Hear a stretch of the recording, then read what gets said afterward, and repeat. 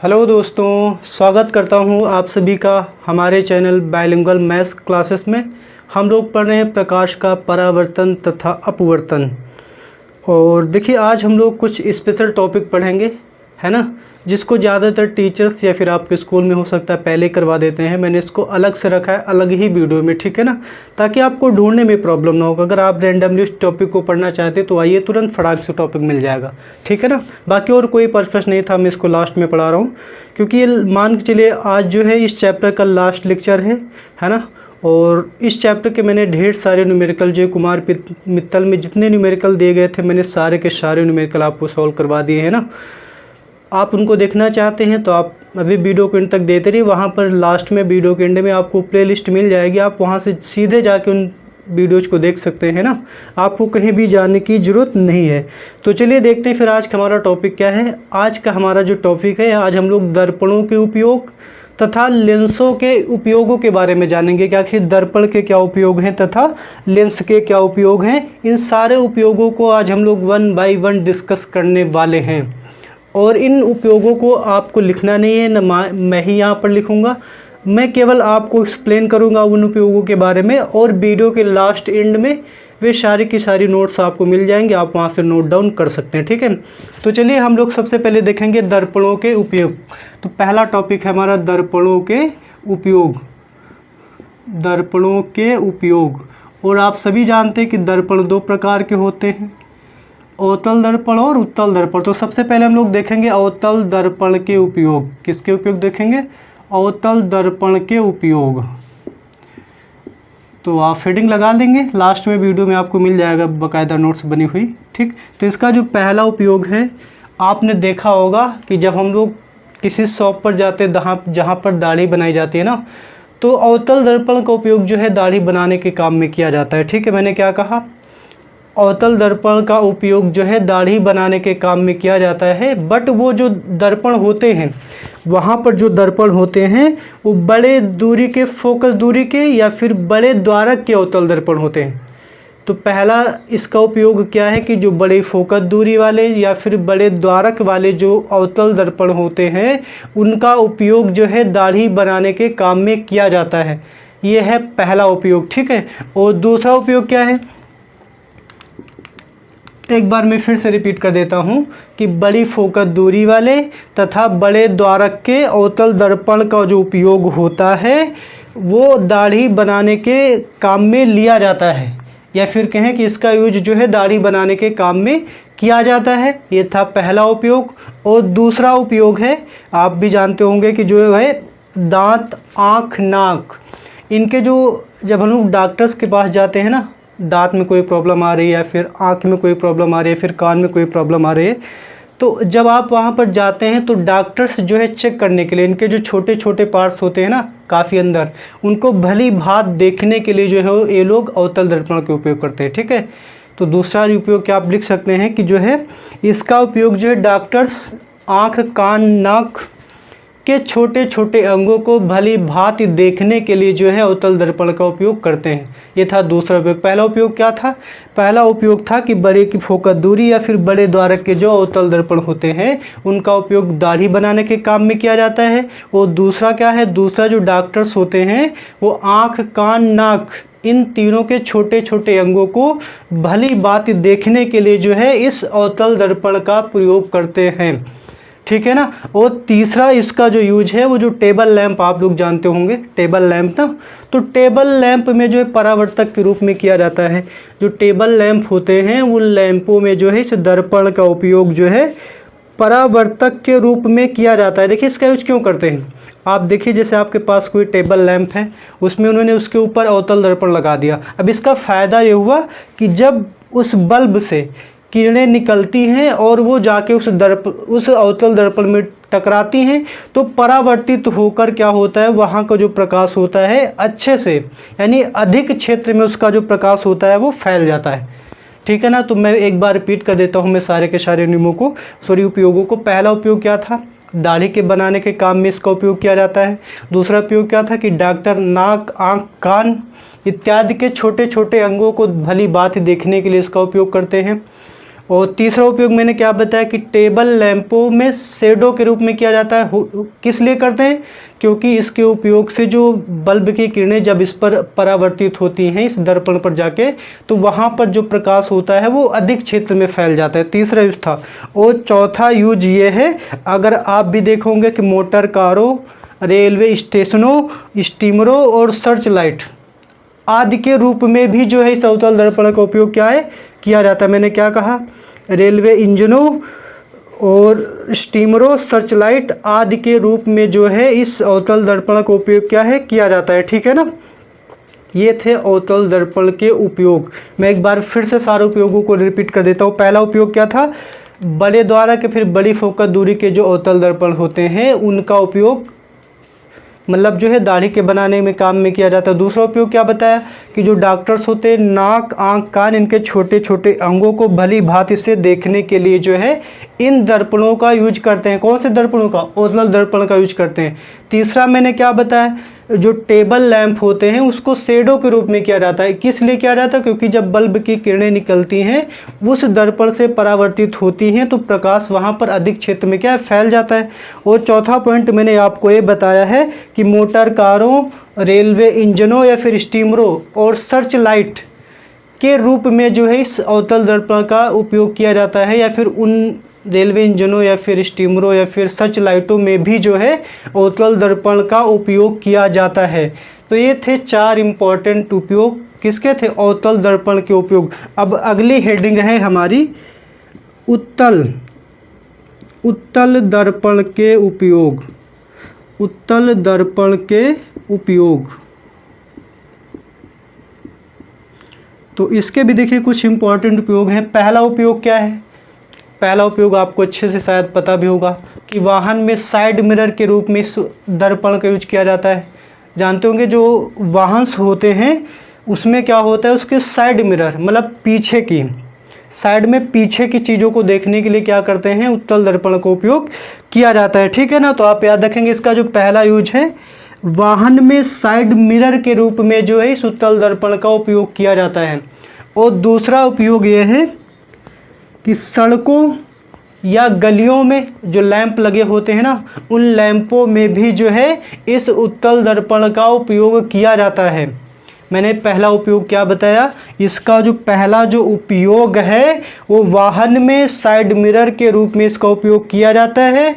और दूसरा उपयोग मैंने आपको क्या बताया, गलियों या सड़कों में बल्ब के ऊपर जो है लगा देते हैं, परावर्तक के रूप में किया जाता है। परावर्तक का मतलब सीधी सी बात, अगर आप वहाँ पे लगा देंगे तो किरणें जाके वहाँ से परावर्तित होंगी और प्रकाश जो है ज़्यादा क्षेत्र में फैल जाएगा। ठीक है ना। तो ये थे दर्पण के उपयोग। शायद मैं आपको समझा पाया हूँ, एक्सप्लेन कर पाया हूँ। ठीक है। अगर कोई प्रॉब्लम आ रही है तो आप इनको एक बार पढ़ लीजिएगा। फिर भी कहीं भी डाउट आ रहा किसी चीज़ को लेकर तो आप लास्ट में क्या करिएगा, वीडियो को जब नोट्स आप कर लेंगे उसको वीडियो को रिपीट करके एक बार फिर से देख लीजिएगा, आपके सारे डाउट्स क्लियर हो जाएंगे। ठीक है। अब हम लोग पढ़ेंगे लेंसों के उपयोग। लेंसों के उपयोग। लेंसों के उपयोग। और पहला है उत्तल लेंस। पहला कौन सा है, उत्तल लेंस। देखते हैं कि उत्तल लेंस के क्या क्या उपयोग हो सकते हैं। तो देखिए आपने कुछ 2 टाइप के दोषों के बारे में बताऊंगा। हालांकि अगला जो चैप्टर है मेरा उसमें उस टॉपिक को मैं डिटेल से पढ़ाने वाला हूँ, बट मैं थोड़ा सा आइडिया दे देता हूँ क्योंकि उसमें मैं आपको एक बार नाम यूज करूँगा तो शायद कन्फ्यूजन आ जाएगी। तो एक दोष होता है निकट दृष्टि दोष, ये आँखों में पाया जाता है ना। और एक दोष होता है दूर दृष्टि दोष। अब देखिए जब निकट दृष्टि दोष कब हो जाता है किसी मनुष्य को, जब किसी व्यक्ति को पास की वस्तुएं स्पष्ट दिखाई दे। मैंने पहले मैं बता रहा हूँ निकट दृष्टि दोष, अगर किसी व्यक्ति को पास की वस्तुएं निकट दिखाई देती हैं, मतलब स्पष्ट दिखाई देती पास वाली वस्तुएं, बट दूर की वस्तुएं स्पष्ट नहीं दिखाई देती हैं, तब वो जो दोष होता है उस दोष को कहते हैं क्या, निकट दृष्टि दोष। या फिर मैं कहूँ कि निकट दृष्टि दोष से पीड़ित व्यक्ति को निकट की वस्तुएं स्पष्ट दिखाई देती हैं बट दूर की वस्तुएं स्पष्ट नहीं दिखाई देती। नाम ही से जैसे मैंने कहा निकट दृष्टि दोष मतलब निकट की वस्तुएं उसको स्पष्ट दिखाई देती हैं बट दूर की वस्तुएं स्पष्ट दिखाई नहीं देती हैं। और दूसरे टाइप का जो दोष होता है, और भी कई दोष होते हैं जिनको मैं अगले चैप्टर में डिस्कस करूंगा। और दूसरा जो दोष है होता है दूरदृष्टि दोष। ठीक है, अब दूरदृष्टि दोष नाम से लग रहा है दूर, यानी इस दोष से जो पीड़ित मनुष्य होता है या व्यक्ति होता है, उस व्यक्ति को दूर की वस्तुएं स्पष्ट दिखाई देती हैं बट पास की वस्तुएं वो स्पष्ट नहीं देख पाता है। तो इस दोष से पीड़ित व्यक्ति को कहते हैं, उसको क्या हो गया, दूरदृष्टि दोष हो गया है। अब आते हैं अपने टॉपिक पर, उत्तल लेंस के उपयोग। तो इसका जो सबसे इम्पोर्टेंट उपयोग होता है, पहला इस लेंस का उपयोग होता है, इस लेंस का उपयोग दूरदृष्टि के निवारण के लिए किया जाता है। जब किसी व्यक्ति को दूरदृष्टि दोष हो जाता है तो उसके निवारण के लिए या फिर उसको दूर करने के लिए जो है हम लोग उत्तल लेंस का उपयोग करते हैं। ये था पहला उपयोग। और दूसरा उपयोग क्या है, दूसरा उपयोग है सूक्ष्मदर्शी। अभी आपको शब्द पढ़ना है, आपको आप जानते होंगे सूक्ष्मदर्शी, दूरदर्शी और फोटो कैमरा, ये सब ऑप्टिकल इंस्ट्रूमेंट है, यानी कि प्रकाशिक यंत्र हैं। इन यंत्रों में भी जो है उत्तल लेंस का उपयोग किया जाता है। मैं रिपीट करता हूँ, पहला उपयोग मैंने क्या बताया उत्तल लेंस का, पहला उपयोग इस लेंस का उपयोग दूरदृष्टि दोष के निवारण के लिए किया जाता है। और दूसरा मैंने क्या बताया, सूक्ष्मदर्शी, दूरदर्शी तथा फोटो कैमरा आदि प्रकाशिक यंत्रों के रूप में भी जो है इस उत्तल लेंस का उपयोग किया जाता है। जो उत्तल लेंस का जो तीसरा उपयोग है, ये उपयोग है क्या, देखिए तीसरा उपयोग है कि आँख व कान में जो बीमारियां होती हैं ना, उनका परीक्षण करने के लिए जो है डॉक्टर्स लोग इस लेंस का उपयोग करते हैं। मैं सारे उपयोगों को रिपीट कर देता हूँ। पहला उपयोग क्या था, दूरदृष्टि दोष के निवारण के लिए जो इस लेंस का उपयोग किया जाता है। और दूसरा इसका जो उपयोग था वो क्या था, सूक्ष्मदर्शी, दूरदर्शी, फोटो कैमरा आदि प्रकाशिक यंत्रों में यानी ऑप्टिकल इंस्ट्रूमेंट्स में इस लेंस का उपयोग किया जाता है। और तीसरा उपयोग ये था कि आँख व कान की बीमारी के परीक्षण में इस लेंस का उपयोग किया जाता है। ठीक है, और चौथा जो इम्पोर्टेंट है, ये भी आप जानते हैं, जो घड़ियाँ होती हैं ना, घड़ी जो पहनते हैं, वॉच, घड़ियों को ठीक करने में या फिर उसके जो छोटे छोटे पुर्जे होते हैं ना, उनको ठीक करने के लिए घड़ी साज, मतलब जो घड़ी मेंटेन करता है, बनाता है, घड़ी साज जो है इस उत्तल लेंस का उपयोग करता है। समझ में आए? मैं रिपीट कर देता हूँ एक बार फिर से।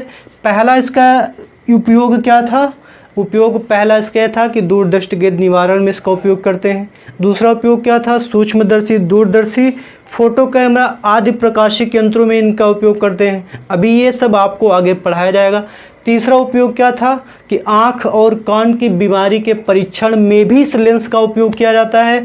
और चौथा पॉइंट इसका ये था कि जो घड़ियों में जो मतलब घड़ियों को ठीक करने के लिए फिर उसके छोटे छोटे पुर्जे होते हैं ना घड़ियों में, उसको मेंटेन करने के लिए जो घड़ी साज होता है, यानी जो घड़ियों को सही करता है, वो इस लेंस का उपयोग करता है। ठीक है, तो ये थे हमारे सारे उत्तल लेंस के उपयोग। अब हम लोग आएंगे अवतल लेंस के उपयोग। अवतल लेंस के उपयोग, तो इसके देखिए उपयोग क्या है। तो इसका जो पहला उपयोग है आप अभी भी सुन चुके थे, जैसे उत्तल लेंस का उपयोग दूरदृष्टि दोष के निवारण के लिए किया जाता है, तो अवतल लेंस का उपयोग किसके लिए किया जाएगा, निकट दृष्टि दोष के निवारण के लिए जो है इस लेंस का उपयोग किया जाता है। पहला इंपॉर्टेंट जिसका जो उपयोग है वो यही है कि अवतल लेंस का जो उपयोग है वो दूरदृष्टि दोष के निवारण में जो है इस अवतल लेंस का उपयोग किया जाता है। और दूसरा जो इसका उपयोग है वो है कि गैलीलियो का नाम आप लोगों ने सुना हो, साइंटिस्ट थे, काफ़ी मतलब महान साइंटिस्ट थे, इन्होंने भी बहुत सारे अलग अलग क्षेत्रों में अपना योगदान दिया है। तो इन्होंने एक दूरदर्शी बनाया था। गैलीलियो ने क्या किया था, एक दूरदर्शी बनाया था। तो गैलीलियो की जो दूरदर्शी होती है ना, उसमें अवतल लेंस का उपयोग किया जाता है।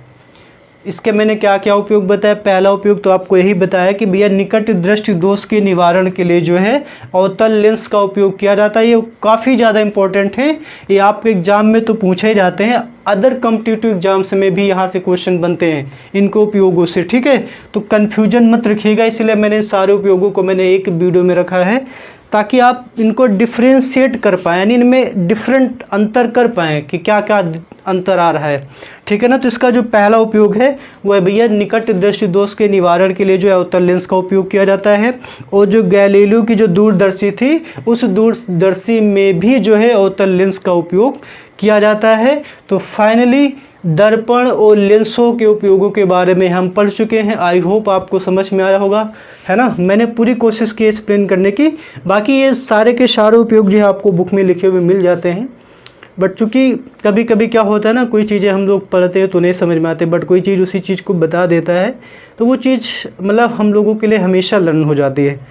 तो इसलिए मैंने सोचा कि हालांकि मैं कह सकता था कि आप लोग अपनी बुक से पढ़ लेना, है ना, बट सारे टीचर्स नहीं बताते हैं कि चलो ठीक है भाई आप इसको पढ़ लेना, पढ़ना ही तो है। बट मैंने अलग से इसको रखा था कि ताकि आप, हो सकता है पढ़ने से बेटर है कि आप एक बार देखें, 2 बार देखें वीडियो को, मेरी अब बातें सुने तो शायद आपको ज़्यादा बेटर समझ में आ जाए ना, थोड़ा सा एक्सप्लेनेशन भी हो पाए उसके बारे में।